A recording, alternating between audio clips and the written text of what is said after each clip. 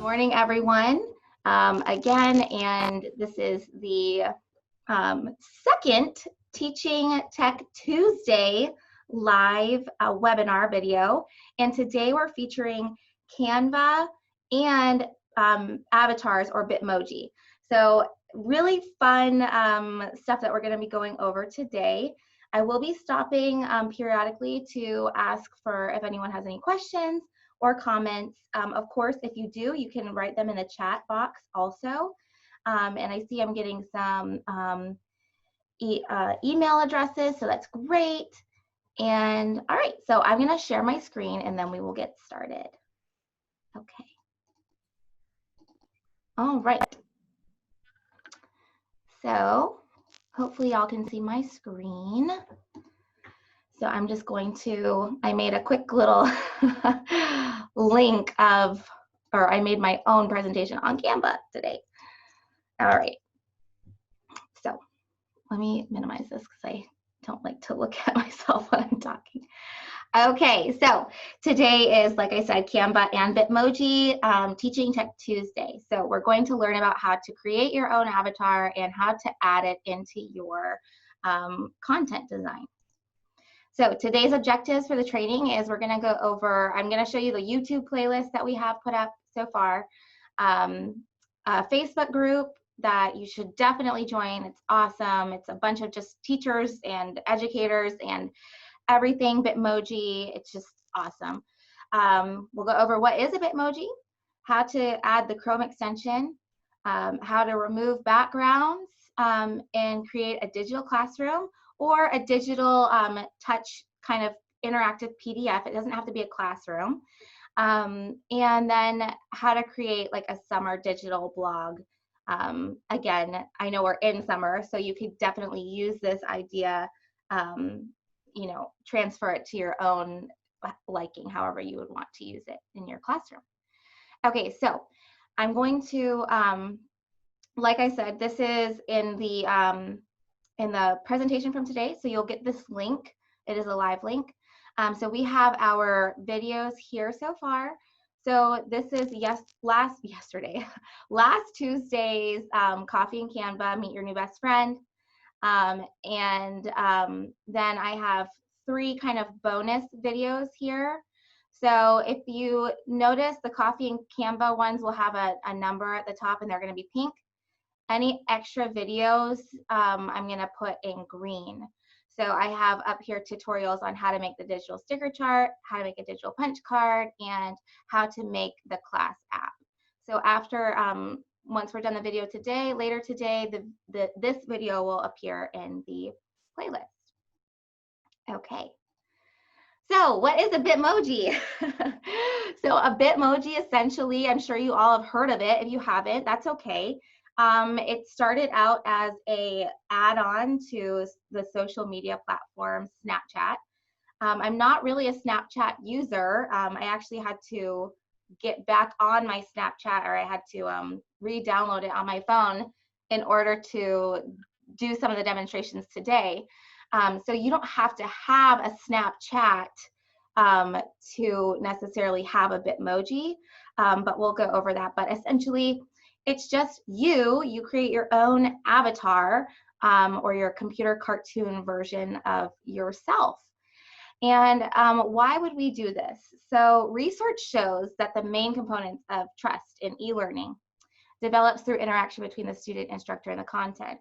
And of course, when we are at distance learning, we're not always there with the students. So by using an avatar or an emoji, or your Bitmoji, I guess, you don't have to use Bitmoji. This is just the specific avatar that we'll be using, the platform. It's easy and user-friendly. But the avatar can help promote student trust and motivation in distance learning environments.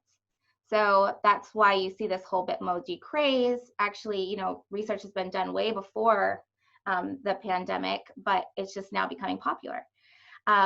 So this is my Bitmoji, and I normally wear a suit, but I changed it for the summer, and I'll show you how to do that.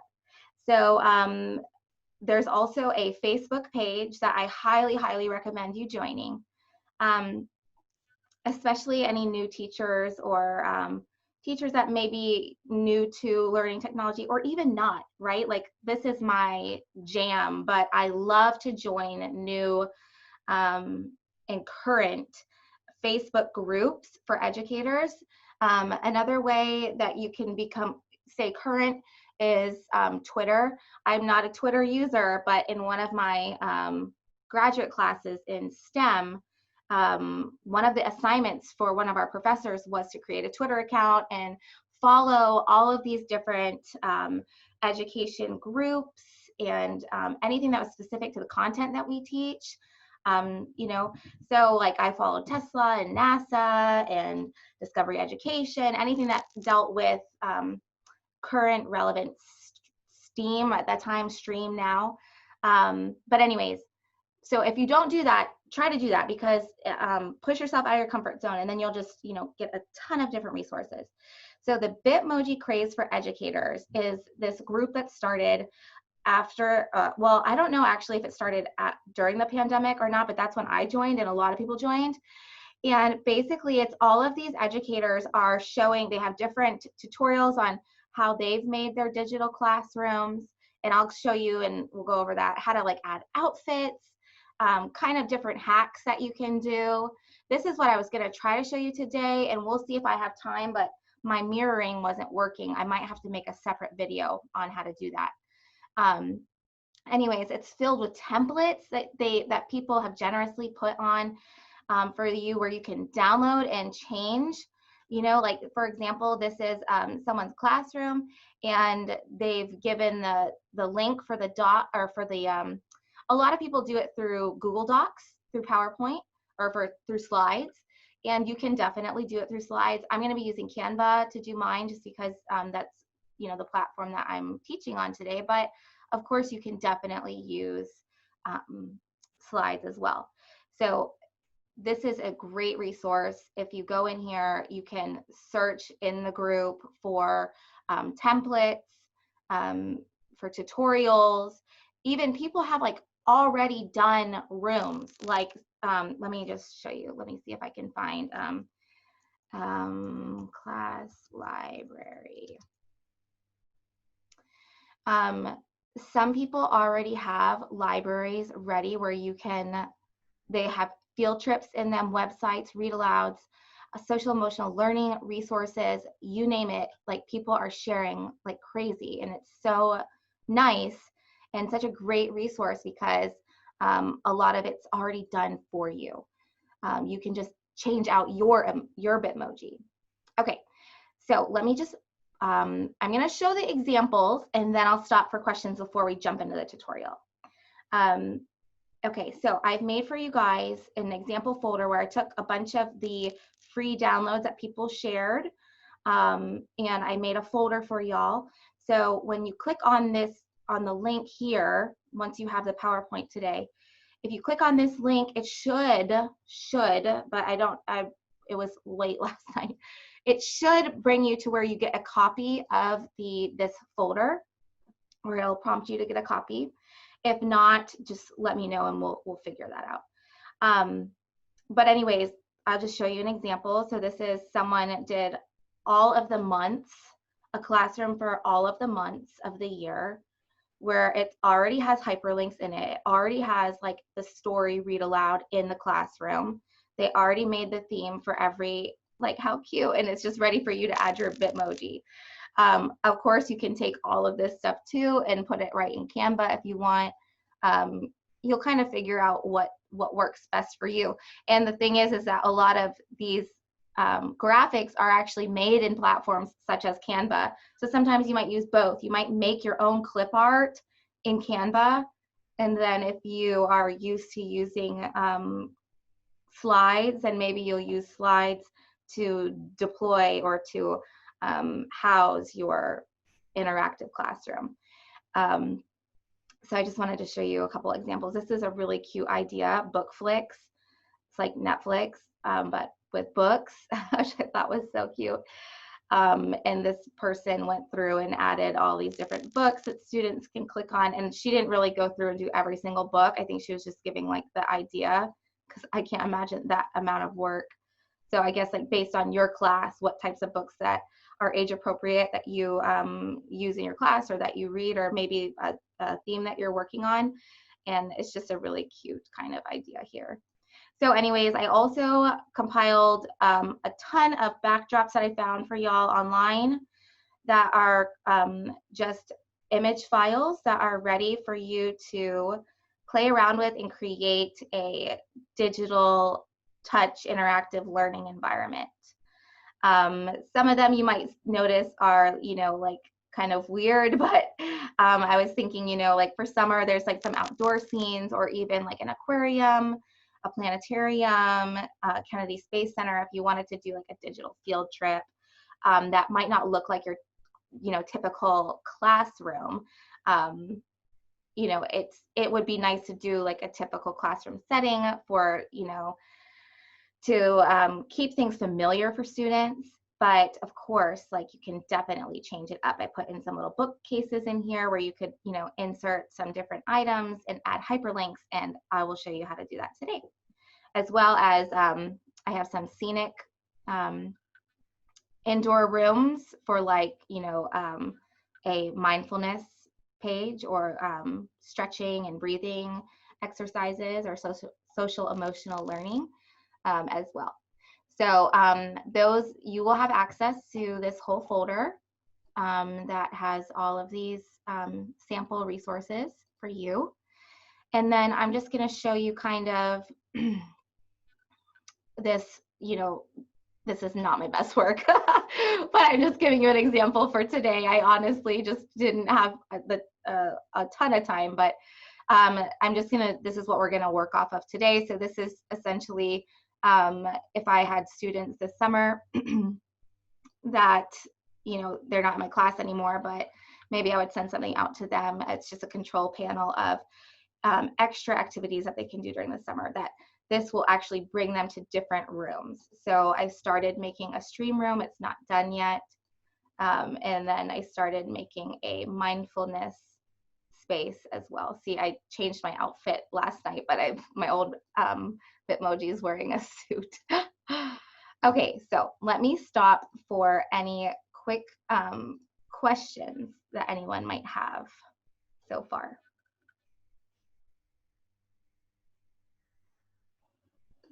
Let me see. I don't know if I can see the comments. I think I have to stop sharing my screen to see the comments. And actually, while I stop sharing my screen for a quick second, I will put in the links for y'all so you have that. Let me give you this link. And, okay. I do have a quick question. Oh, great. Yes.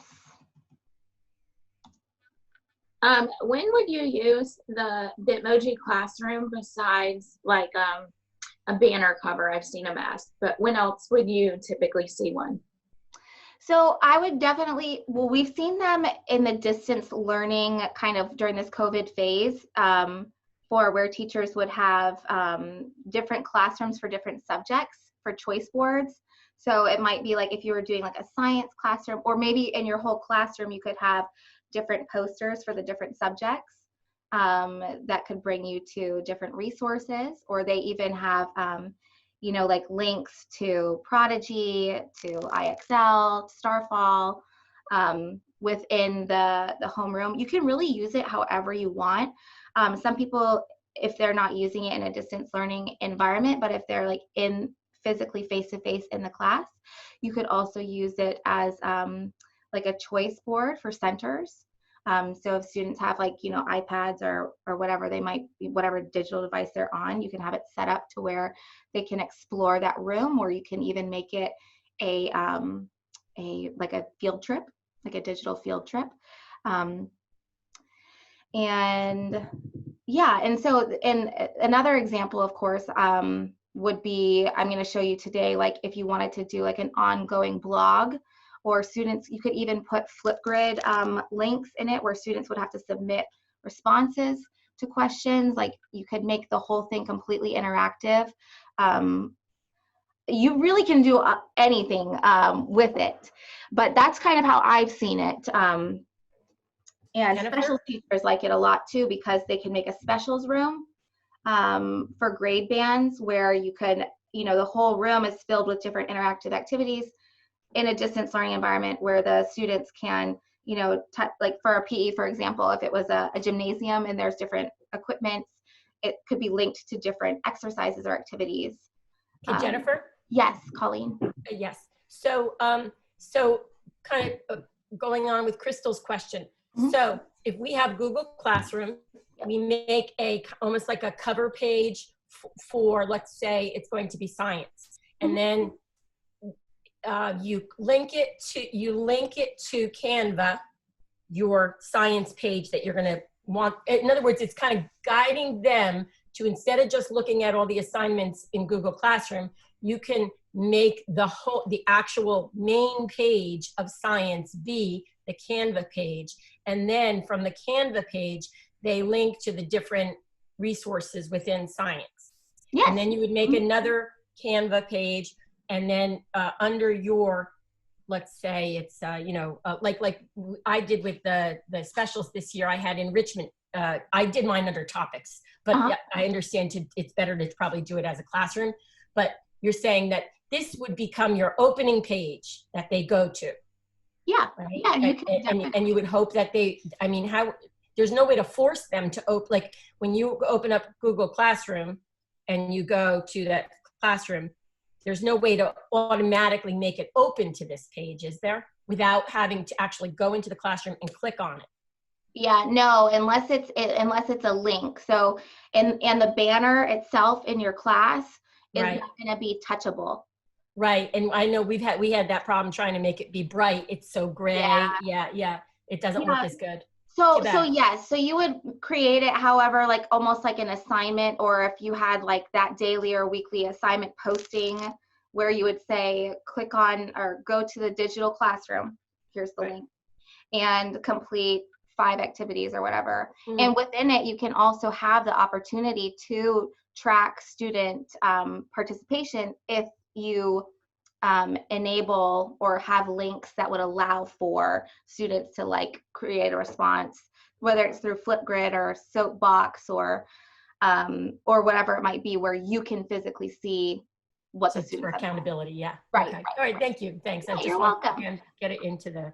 Yeah, and I think, was it Crystal had the question initially? Yes. Did I answer your question? I know I'm a little scattered, but I will maybe come up with a list of things that you can do with it. Yeah, no, I appreciate it. I've only seen it like as a banner, not interactive. Oh yeah, so it's like so cool. It's really, really neat. So I'm gonna actually really quick put that Facebook page for you guys too in the chat box, so that way you can follow the page. Let me see. Okay. Because that's just where you'll just see everyone just comes up with new ideas like all the time. And you're like, oh, I didn't even think you could do that, or, you know. Okay, so I'm gonna jump right in. So I'm gonna share my, unless there are any other quick questions before I keep going. Okay, all right. Okay, so let me close out some windows so I don't get lost and distracted here. Okay. Oh, right, so I was showing you the control panel. So this is just an example, but here's a mindfulness room that I started. Now you could have, for example, or you could have actual directions in your room. You know, like you could have a video here with you giving directions to the students, explaining like, oh, if you click on the cross, this will happen. If you click on Mrs. Valstini, this will happen. If you click on the ocean, whatever. Or you can just allow the students to explore the room. So right now, if I click on the ocean, it's going to bring my students to just this background music of ocean sounds and waves, because this is my mindfulness room. Then I have the cross that brings us to a daily meditation and readings. And this is just an example. This was another one I had, just more sounds of Tibetan meditation kind of bowls. It's not load. Oh, here we go. And I was using Safe Share or Safe YouTube. Of course, if you have Kids Tube, you can do that too. But this is just an example of some stuff that I might have in my mindfulness room. And then of course, I just really quickly, if it was for younger students, I clicked on me and I had a Squish the Fish Cosmic Kids yoga adventure. I know we're not supposed to necessarily say yoga in the Catholic school system. So, you know, if you are doing mindfulness, make sure that try to refrain from saying yoga, and just breathing is a better term, or mindfulness, social emotional learning. Okay, so I'm gonna just show you how to even get started with this. So the first thing that you would need to do is you would need to create a Bitmoji. So to do that, you on your phone, you'll need the app Bitmoji through the App Store. So let me try one more time and see if I can screen share, but I don't know if it'll let me, but I'm going to definitely try. And if not, actually, I have my document camera. So see, I don't know what happened. It must have gone away. I don't know, maybe in the applications. Oh, there it is. Okay, sorry, thank you for bearing with me. I'm just want to see if I can get it to work, because I've never had a problem. I've done a million videos with it, but it's not working. Okay, so what I'm gonna do then is I'm going to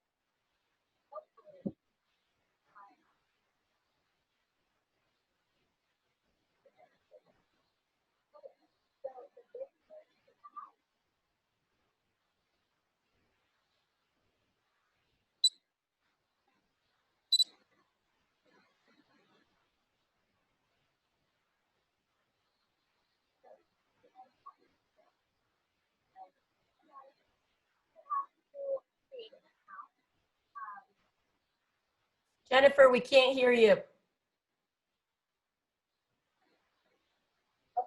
thank you. Yeah, if you talk really loud, we can hear you.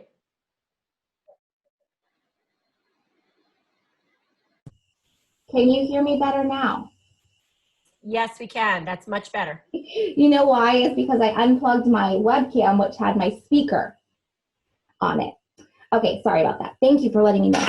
Okay, so once you are in the Bitmoji app, it'll prompt you to create an avatar.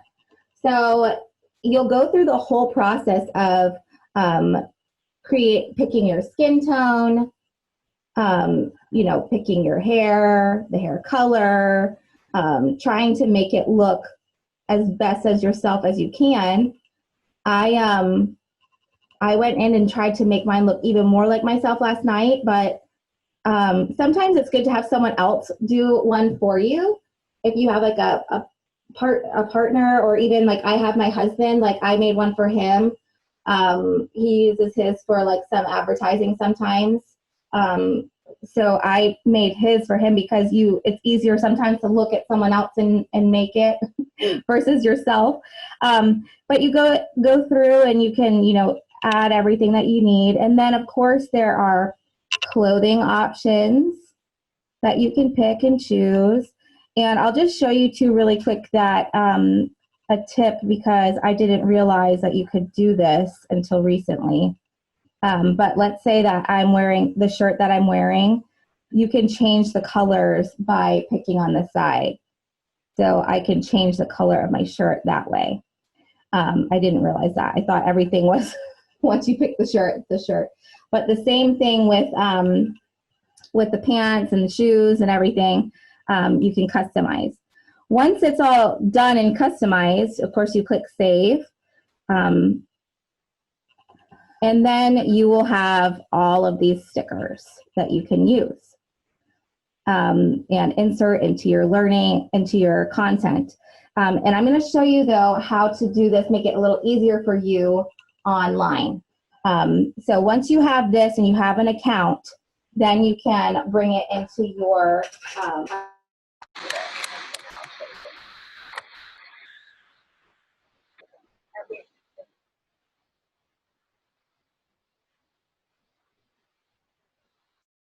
okay, everyone can hear me? Okay. All right, so now that we're, let's say that you've made your Bitmoji, you had so much fun with it, and now you're ready to use it. I'm gonna show you a couple ways that you can do this, just of my own best practices, but it's not necessarily the only way that you can do it.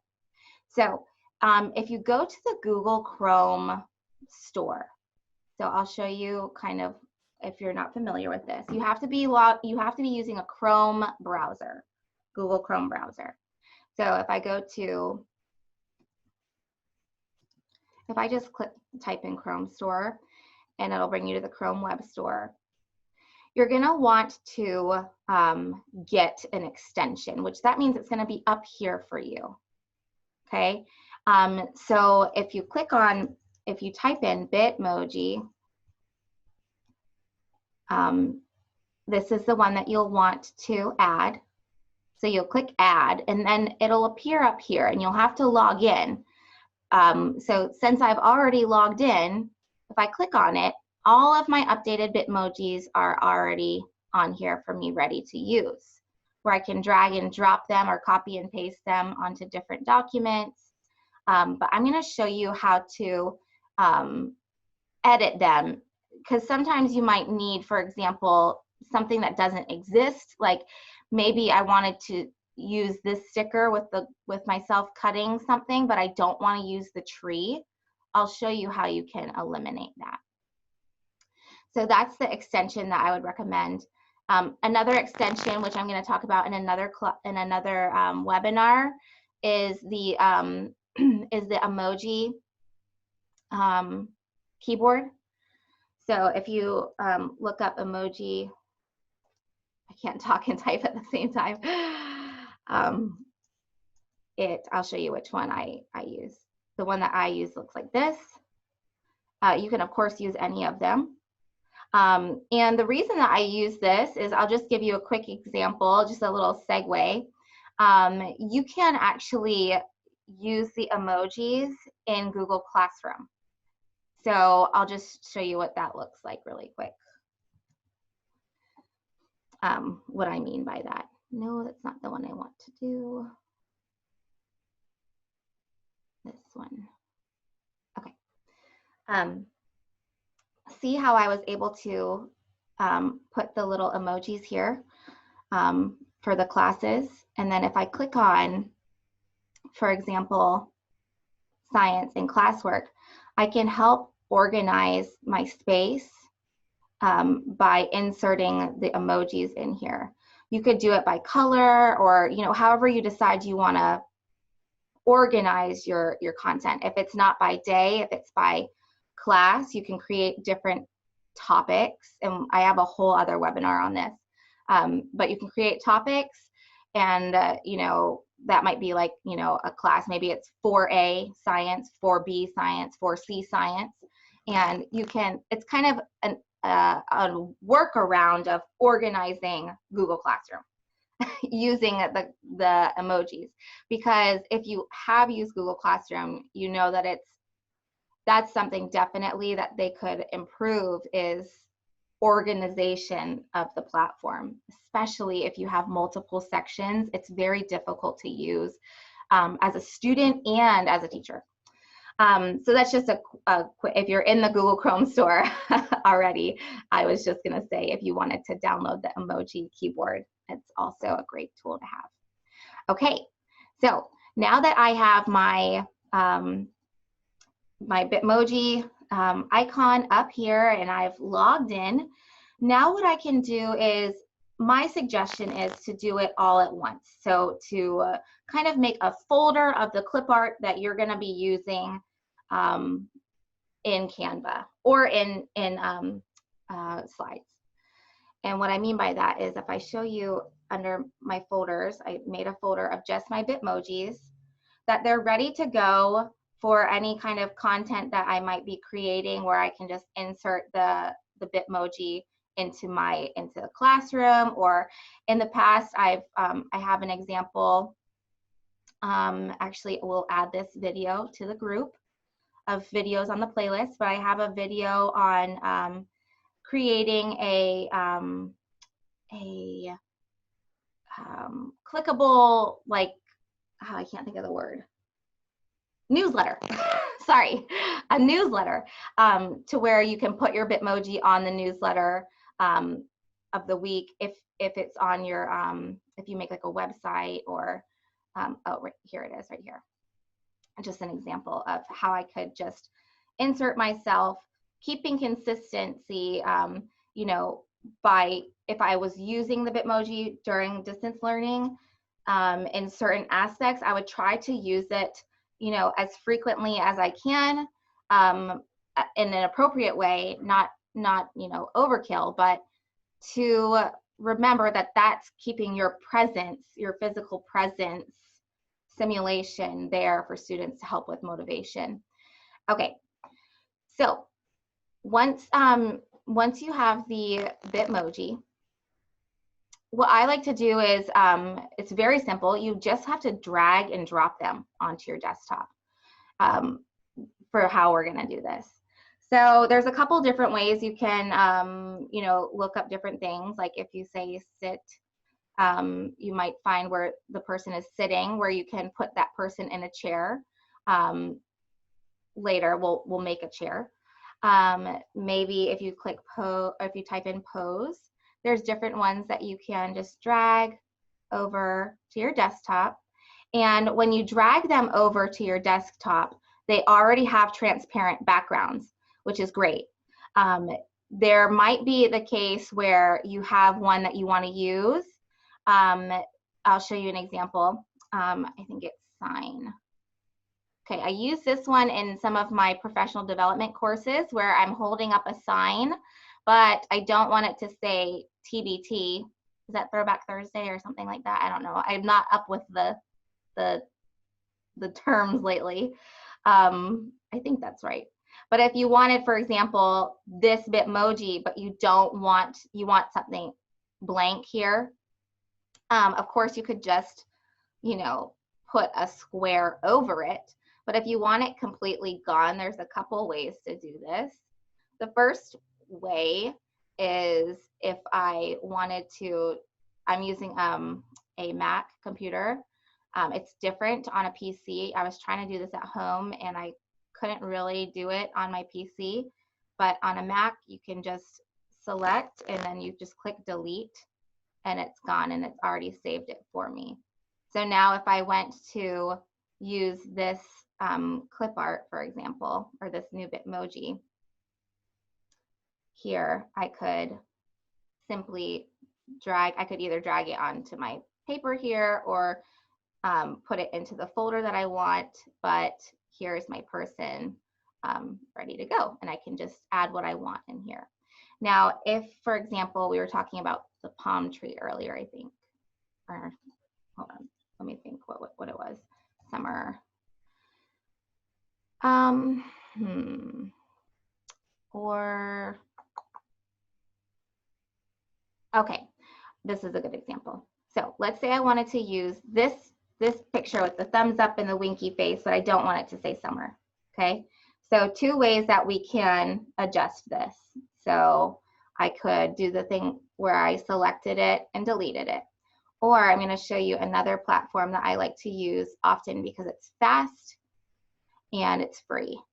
So this website is called, let me go, I'm gonna make sure I'm, of course I don't remember what it's called now. Okay, photoscissors.com. Photoscissors.com is free and it is fast. It's not always the, most accurate because it's not, like Photoshop, but it works just fine for this. So it's super fast because, again, I just have to drag and drop it. There's no, you don't need to save things or anything like that. What it does is it brings up your picture, the original here, and then what you want to save over here. So right now, for example, there are two things that you'll want. The plus sign here, which means that I want to keep those things. So if I wanted to keep summer, I would highlight it and it's going to show up over here. But if I don't want this, like for example, if this was all showing up still and I want it, like when I downloaded it and I want to get rid of it, I would just click on the eraser, make it bigger here, and it's going to disappear over here. So sometimes you might have to go in and do a couple fine details. Maybe like this is a good example because there wasn't a lot to get rid of. But sometimes, like if there was like palm trees behind me, there might be like a branch sticking out of my head that I might have to, you want to go over here and edit it, but you have to actually do it over here and it will reflect in this screen what you've done. So I'm done. So what I would do is I'm just going to click save and it downloads it automatically. It might say to you, want to pay for this or something, just click on where it says download free or download low resolution, and then it just downloads the low resolution for you. And here's that new Bitmoji, that clip art now that's ready to go to where I could come into my Canva, and if I wanted to upload something, I could of course just drag and drop it, but I'm just going to go into downloads, and here's my new Bitmoji without the background. So you can do the same thing when you need stuff for your classroom. So if I'm in a, let me go to actually go up to, is that it? Yeah, okay. These are all of the images that I'm sharing with you. So if you're new at doing something like this, I would recommend picking a classroom that doesn't have a lot of dimension, because as soon as you are trying to put in objects, like let's say you're in a room like this and you want a bookshelf off to the side, you're gonna have to find a bookshelf that's angled to where it looks realistic if it's gonna be in a room that's showing all of this different dimensions. And I'll show you what I mean by that. But let's start off with a blank, clean room that is simple and easy to use.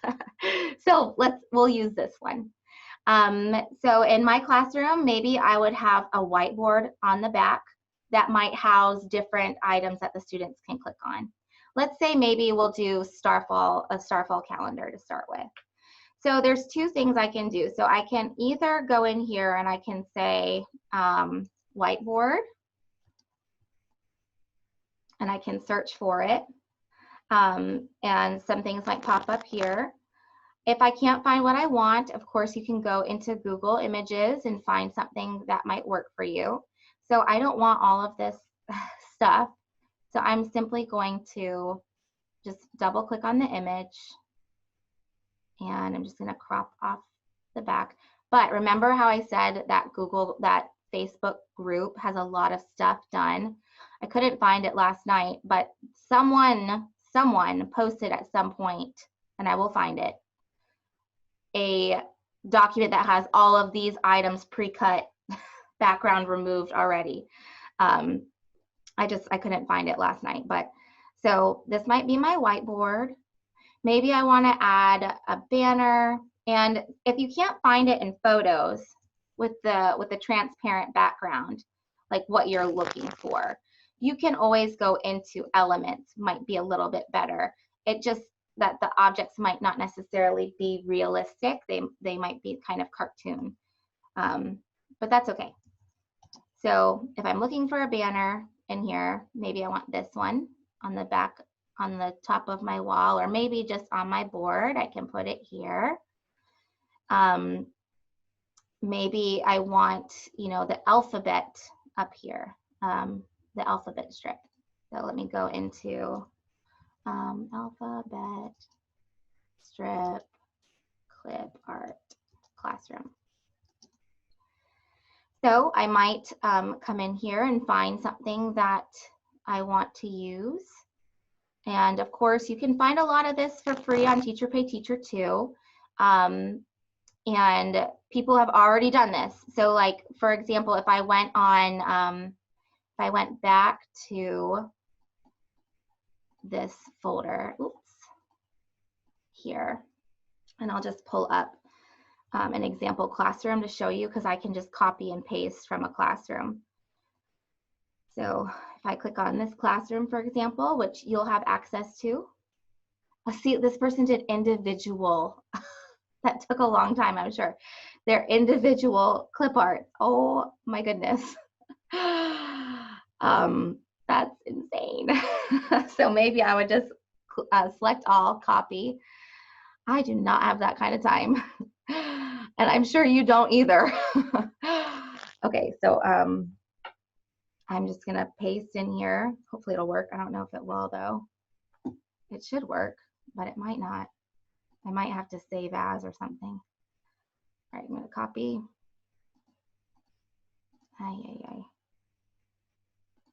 No, it's not working. I would have to probably save it as an image or something.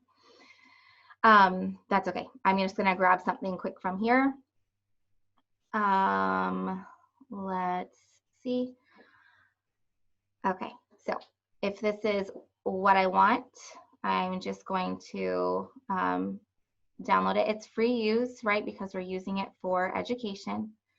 So if you're worried about copyright infringement, don't worry too much, because unless you're selling it, then you have to have purchased the clip art. Otherwise, you can use it. So I'm just gonna copy that. Okay, let me get rid of this. So I just clicked out of my. Okay.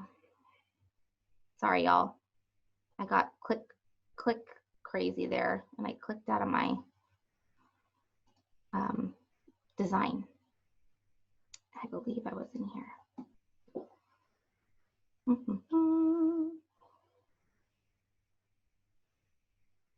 Here we are. Sorry. Okay, so I'm just going to paste in that one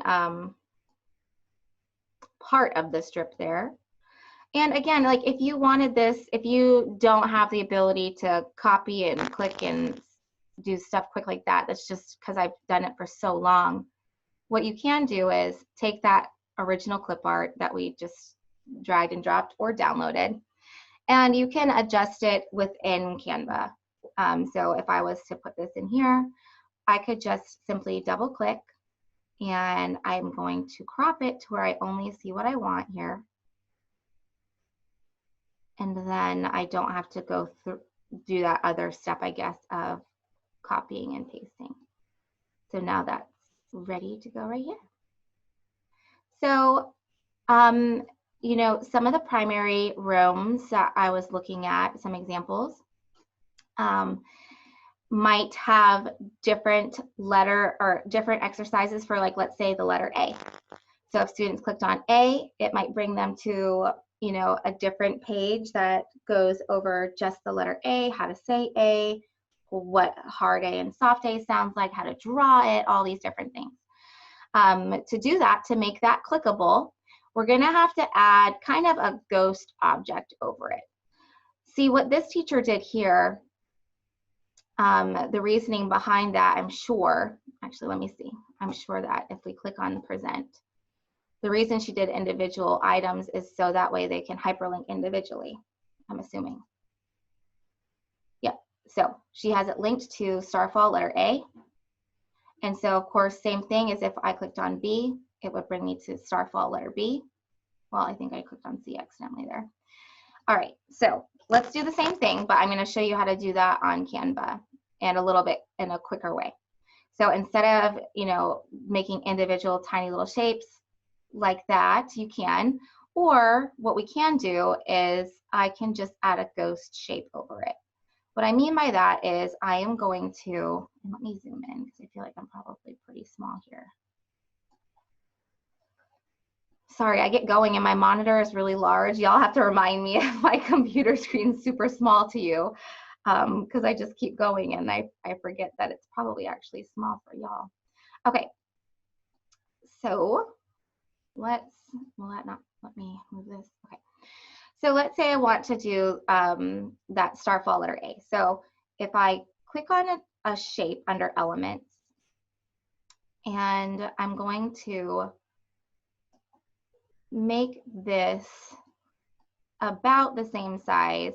I'm going to leave a little bit of border, just knowing that, like, for example, if this is for like a kindergarten class, I don't want it to go straight out to the edges because, you know, they might accidentally, like I did, click on a different letter. So I want to put it kind of almost in the middle here, knowing that they're going to most likely click towards the middle of the letter. So you don't have to change the color or anything like that. Let me move this. Okay. What you'll do then is you're going to click on the transparency button at the top. I'm going to make it completely transparent so no one will be able to see the shape. And I'm going to add a hyperlink. Excuse me. So I had just clicked on the starfall. Oops, let me move this. Where was it? Here we are. So starfall letter A. So I'm just going to copy this link up here, and then I'm going to insert that link here, and I have to click apply. So then that's ready to go. So now what I can do is I can just simply copy and paste all of these, and all I'll have to do is just change the hyperlinks over each letter and animal. So for example, if I wanted to, you know, this is letter C on starfall, and if I click on C, if I click on the hyperlink, it's going to still have the old letter there. And I'm going to click here for letter C. You know what? I wonder if we can just change the coding on here to B. Let's see. I'm going to hit apply. D. I'm not going to do the whole thing because I know some of you don't even teach primary. Okay, E. I just wanted to see if it would work. Okay, I just want to see. Oh, sorry, I have sound on this one because it was for my other classroom. Okay, so, oh, well, we know A works because I did A already, but let me see. B was one that I just made up. See if it works. Ooh! And we'll know for sure if D works, then that, or E if that method works. Oh, sweet. So saving time. So you just have to change the last letter. Nice. Okay, so that's how you can quickly make, you know, and how I just had clicked on present. Sorry with the sound. How I had just, oh no, did I clicked out of it again, you guys. Sorry. Let me get rid of some of this stuff so I don't do that again. Live webinar problems. It's just a me problem. Okay. Okay, so how I just did that is if I was doing just a singular classroom, I wouldn't have all of these other 71 slides in it. When I do publish it out, I would only just have this one page. That would be my preference. And that's why I prefer Canva sometimes over Google Classroom or Slides, because in Slides, if you have multiple slides, the kids can accidentally navigate to different slides. Whereas in Canva, you can control that a little bit better. So that's how I would, you know, add hyperlinks there. Let's say that I wanted to, oh, I don't know. Oh, you know what? We could add a link to our Google Classroom. So let's say let's say that you had sent this out to parents or something for extra work or whatever it might be. And let's say I'm looking for the Google Classroom. I don't know if I had saved that. Oh, yep, here. No, I didn't save it, but it's here. Okay, so if you have your Google Classroom logo here, you could put it here, and then we could hyperlink that out to your classroom. Oops. Okay, well, let's say that this is a specific class, whatever it might be. I'm just going to copy it. If the students are already signed in on their computer, it won't have them sign in. It will bring them directly to your class page. So I would just hyperlink that here. Make sure you hit apply, and then that's ready to go. And then, of course, you could add stuff to that. Like if you, like let's say you want some animation in your room. Well, let's add a Bitmoji since that's what the whole video was about today. Let me add myself here in the classroom. Hey, Jennifer. Let's see. You'll just be standing here. Jennifer? Yes. Do you know, I noticed that Google Classroom was a pro. Do you know if you buy, like I never signed up for the free Canva, but if you sign up for the free Canva and then you, the free pro, you know, supposedly they have, or you said they were having a promotion or something. Yes. Do you know if you get to keep the things that you acquired in your images if they were pro and then you don't pay for it later? You know what I'm saying? Yes, I do. I think no. I think that if it's a premium image, they have embedded code in them to where like, yeah. So, okay. but that was another thing that's on my list with this email that I'm going to be sending all of you at the end, is that page that talks about how to sign up as a teacher. And actually, I think it came up last class about using it with students, for students to do work. You can actually sign up for yourself and students for free to use Canva. Yep, so I'm gonna, so you have to have an account already, apparently, and then there's, you know, some stuff to fill out, but I think it'd be worth the little bit of time to fill it out. So I'll send that out to you guys as well after the video. Yeah, so I know, unfortunately, I think my pro is, I was worried it was gonna expire today. I don't know when it expires, but they emailed me on Saturday saying my free trial is almost up. Okay, so that's there. Now let's say maybe I want to make a video to my students of, you know, of how to use the room, or a welcome video, or whatever it might be. You of course can use your own, your phone, any way that you would do a video, any way that you would say welcome to, you know, my classroom, or it could be on your phone, or it could be on your webcam. However you record a video, if you save it as an MP4 file, we'll be able to insert it here.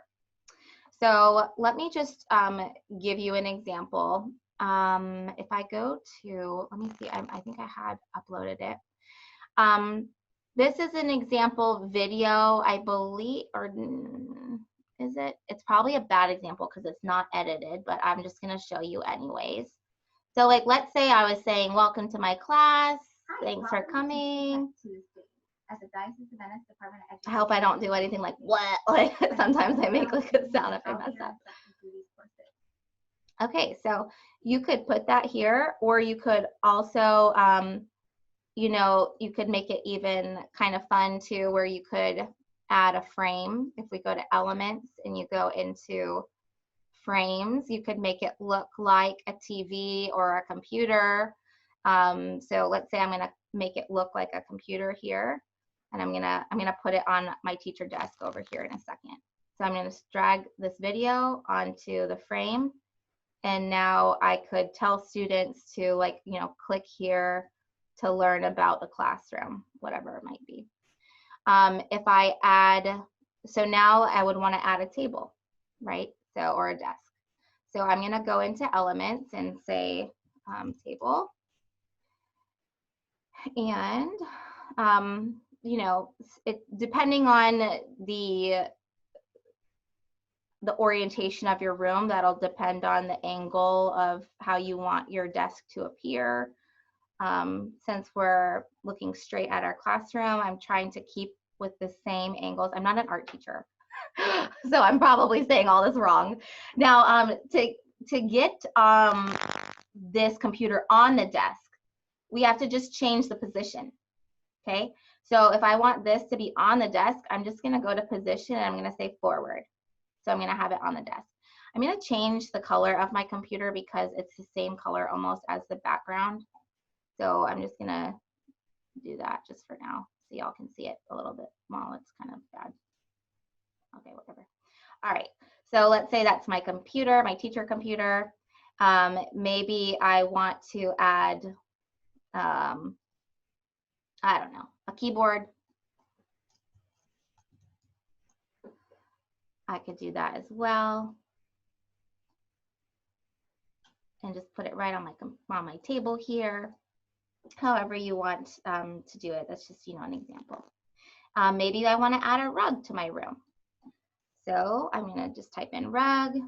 And, you know, what you can find, sometimes it is a little bit limited, but of course, if you go, and so now what you can see is, you know, I'm covering up my shoes and all this stuff. So I'm going to go to position and I'm going to just say to the back because I want it to go all the way to the back.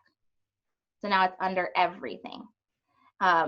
If I, you know, did that accidentally and I needed it to come forward a little bit, I could just, you know, click forward and it starts going over things. Or if I want it to go backwards, just under a certain thing, you know.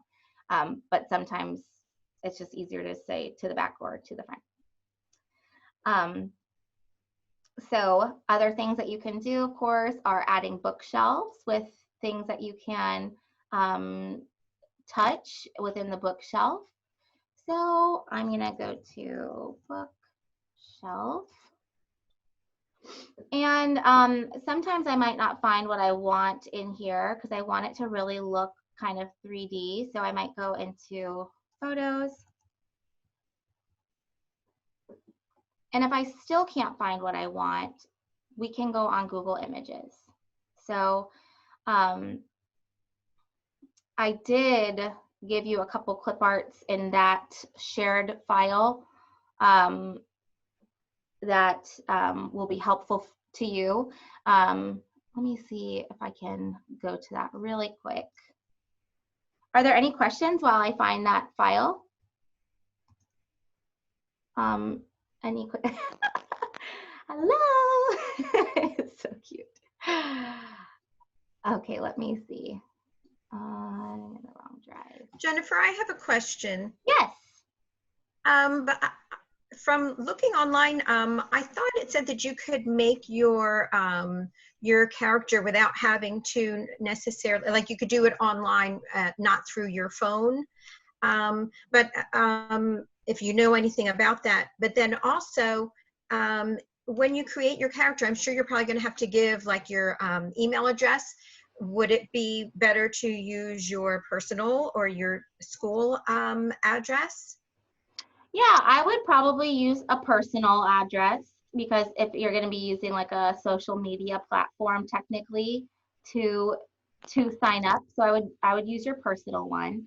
And then if you're, say if you're on you're on your school computer and you're signed in as yourself with your school account, will you have an issue there when you're trying to then get your images? No.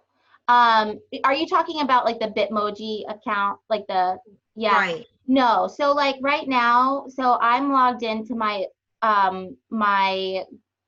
basically my work Google account, and I have the extension here, but but my Bitmoji is logged in through my personal email.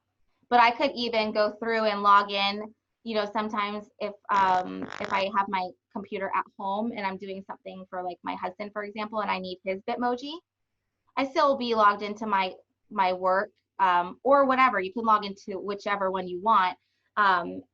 as long as wherever you have the extension added, so like if I'm in my school user, you'll want to make sure that you add the extension, because if I go to my personal user, sometimes, or Lily, for example, sometimes depending when I log in, the extensions that I have sometimes will disappear if I don't have it on cookies or something like that.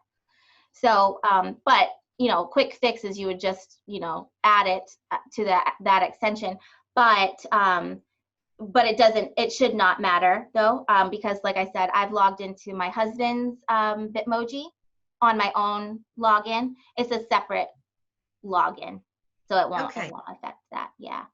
And then as far as being able to do it from your computer, what I mean by that is that you can get once it's made, you can get them from your computer.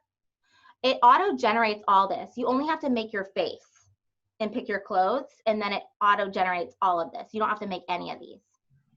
But to make your face in your outfit, you have to download the Bitmoji app on an iPad, on an iPhone, or I'm pretty sure that it's compatible with Android as well. Okay.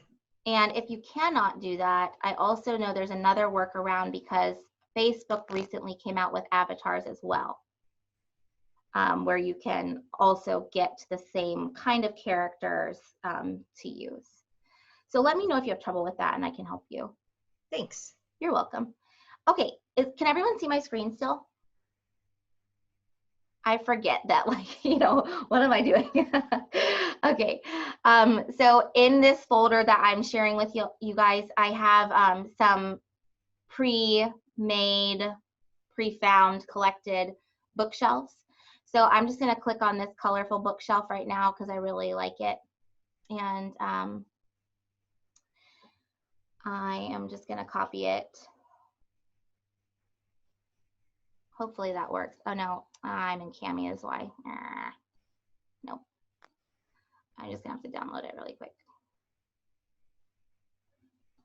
Okay. Okay. Sorry. Here we go. Okay. So I'm just gonna drag it in here. So again, the backgrounds, if it's not an easy crop, you can always just use the Picture Scissors website that I was showing you. So this is going to be maybe an interactive bookshelf where I'm going to put some items. So let's say the students want to go to Class Dojo, for example. Maybe I'm going to add, let me see if I can find him. I might not be able to. I doubt it. Yeah, comes up like that. Oh, you know what? I do. Well, it'll be faster for me to just find it. Or his name's Dojo Mojo, I guess. Dojo Mojo. Okay, so if I want, let me do, actually, I want a stuffed animal. Dojo Mojo stuffed animal.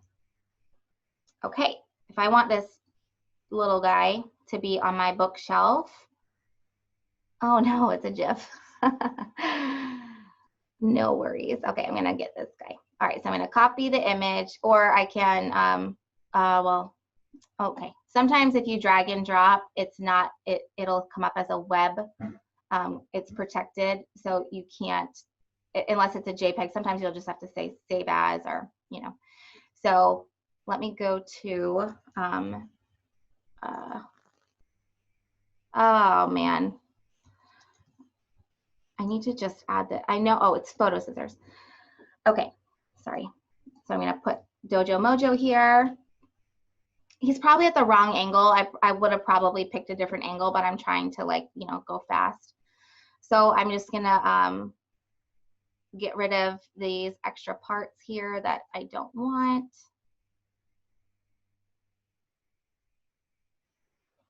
And you can obviously take your time, but I'm trying to go fast, so. Why isn't it? Well, it'll refresh in a second, maybe. Okay. Let me get rid of all of this business. Okay. So now I have my little guy, Dojo Mojo. I'm gonna put him on my bookshelf. I'm just gonna click save. It'll probably tell me, okay, see, this is what I was talking about. Just, you don't need to purchase it. Download in low resolution. Because honestly, the resolution is not that bad. Okay, so I'm gonna put him in Canva now. I'm gonna go put him on the bookshelf. Right up here. And then I can see how there's a lot of extra space down here that's overlapping into this square. We don't want that, because if I put something in here and I hyperlink this guy, anything that's in this box is going to be hyperlinked. So let's say that I did add like a book in here, or, you know, I don't know. I'm just going to do this. Bad example, but anyways, let's say I added some books in here that were clickable, that it would bring them to, like, you know, a digital library. See how if I click on Dojo, if I go to click on the books, it's technically going to click on Dojo, like when if I hyperlink this guy. So just going to do this really quick. So if I hyperlink him to Class Dojo, and let me take this music off. Okay, you can add music, by the way. So if you wanted to add, I like to use, it's called Ixon, I think, or I don't know, I use it all the time because it's just instrumental kind of tropical music for students. They like it. I don't know, maybe I would just, I don't want anything that's like, you know, oh, instrumental, here we go.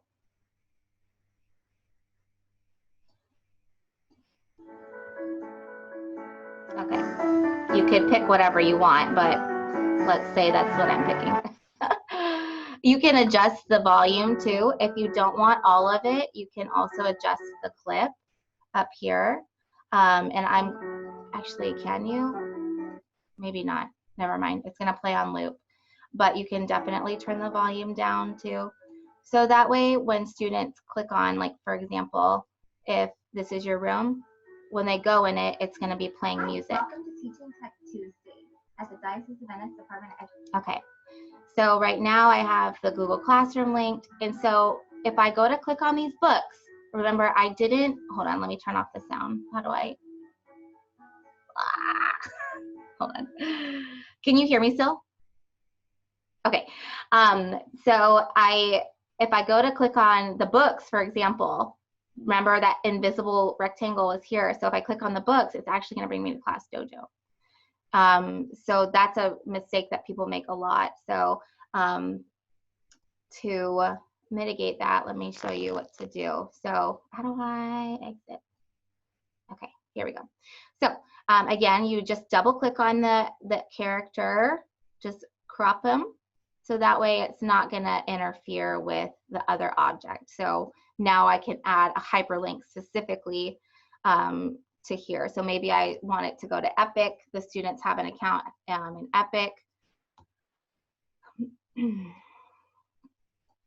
And you have an account for them, or maybe you have your own class link just for the video. I'm just going to show you how to do that. Apply, and then you're done. So you can just keep going and going and going. You can add posters and all kinds of great stuff.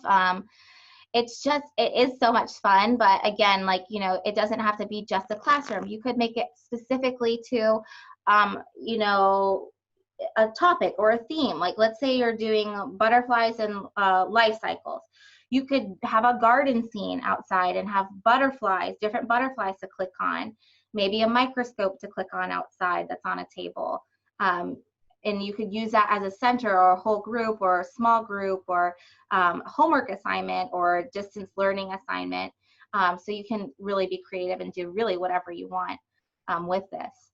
I'm going to show you another thing that I did, just as another example. I was calling this Summer Connect. So let me copy this link. So just an example, but like you could do this for anything really, like winter break, or you could do it for a center even, as a choice board for example. For ELA, you could pick, you know, maybe different types of genres that the students could click on, whatever, you name it, you can do it. But this example is specifically, you know, if you wanted to connect with your students during the summer or during a break, you could have a book club, where right now I have this linked to a form where students would sign up to be in the book club. They would just put their name and the parent's email, and then I would send them information on the book club, where we would meet, you know, weekly to do a Zoom. There would be, you know, a goal to read, you know, to a certain chapter, just like a standard book club. But we would, it's that extra human connection that our students might not be getting right now, you know. So the other thing is a class blog. So if you had, for example, a Flipgrid account, and I have a whole other set of videos on Flipgrid. Oh Lordy, let me see if I can remember this, because last night I was like, oh, I'm gonna forget this for the video, I should write it down, and I didn't. Okay, there we go. Okay, so this is an example where I wouldn't give the students necessarily the password. It'd probably be the password that we use during the year, or if I sent this link out to families, I might say, if students want to join the class blog, the password is Falastini, but I wouldn't put it on here because remember, it's technically published to the web, so we wouldn't want anyone that's not supposed to be in our blog. But I do have it protected anyways, in the fact that I monitor any posts in my blog. You can turn it on or off. So on this blog, I have, right now I have a weekly check-in. So basically week 1, hi everyone, I hope you're having a good summer.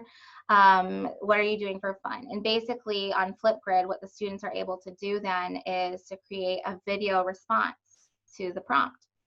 So my daughter loves this. She's in 3rd grade, and anytime her teacher assigns Flipgrid, she just loves it because she gets to share and, you know, physically show, you know, what they're working on or respond, and then students can also respond to peers.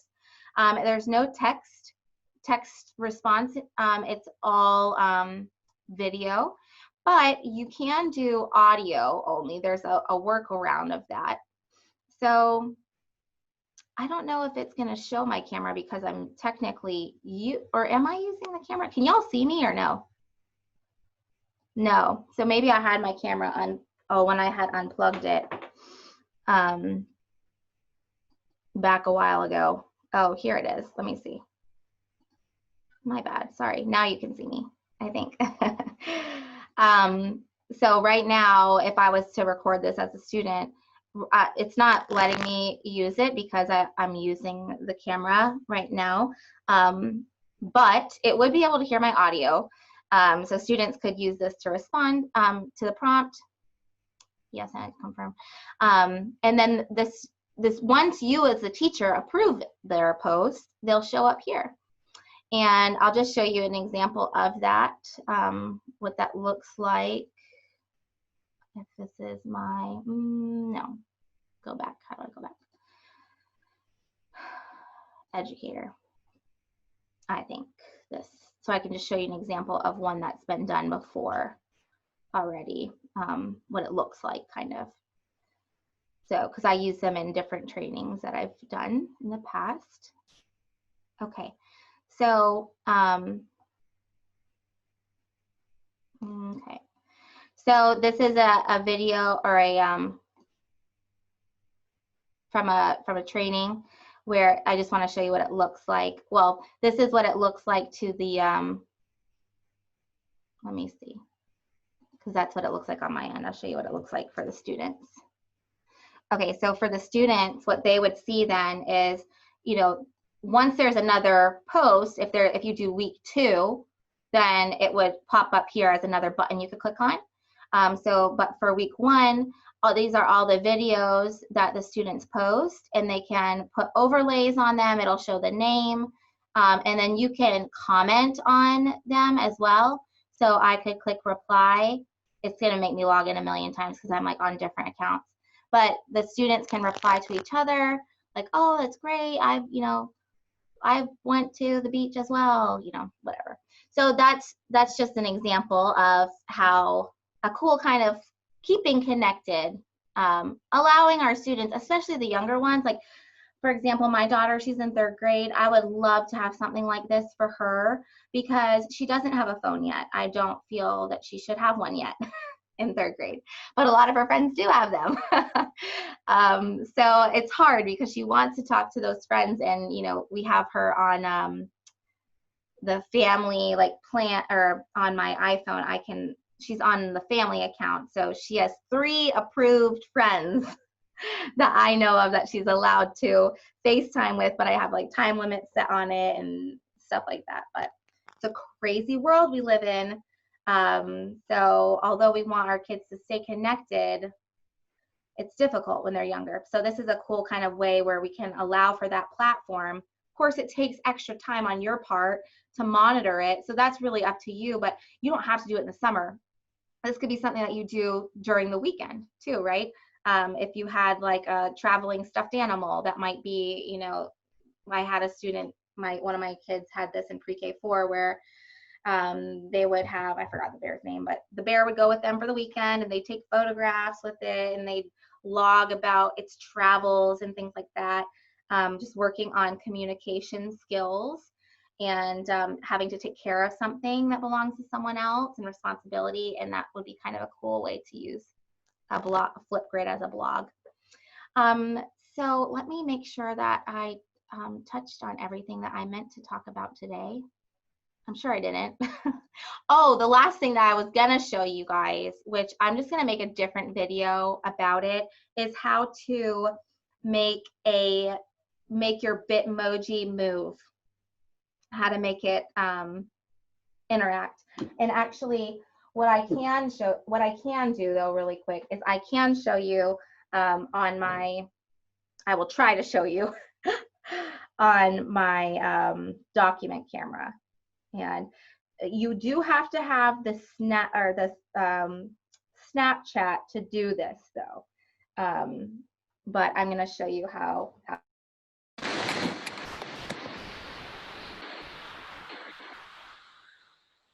Okay.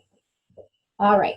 So let me make sure that I get this. Lots of buttons to toggle with. Okay.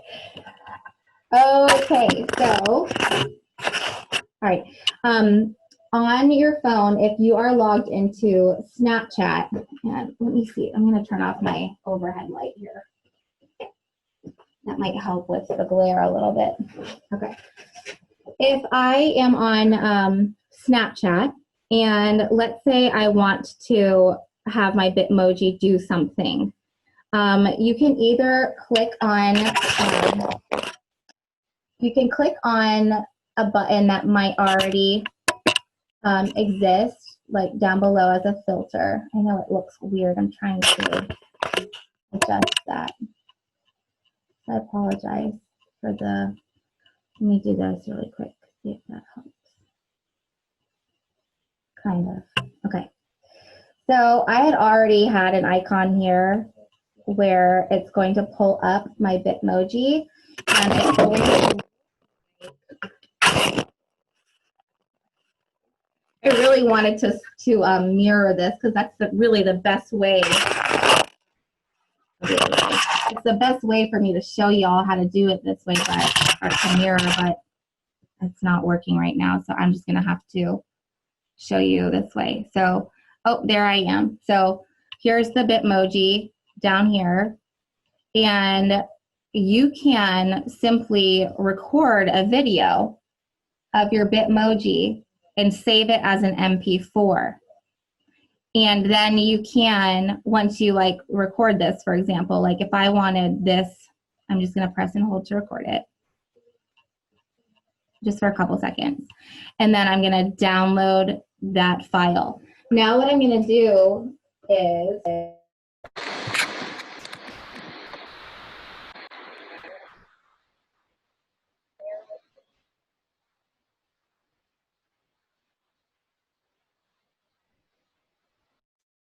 and here we go. Okay, sorry. So what I'm gonna do then, I hope everyone's here still. Now I'm like realizing, oh, there y'all are, right? Okay, sorry. What I would then do is I'm just gonna save the video on my phone,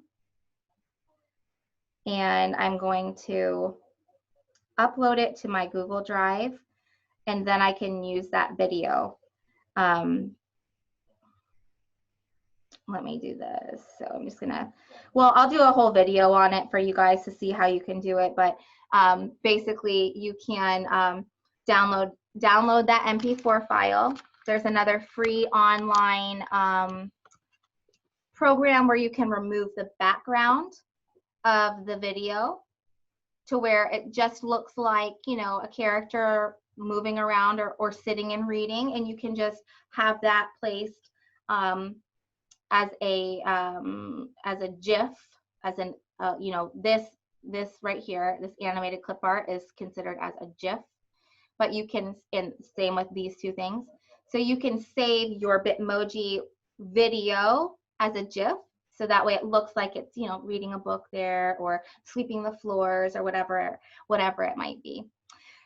So I think that's it for today, I believe. Let me just double check here. Make sure Chrome extension. Yep. Okay, so I will send this to you guys, and I will also make sure I get you the link to the teacher sign up for Canva. And are there any questions before we go?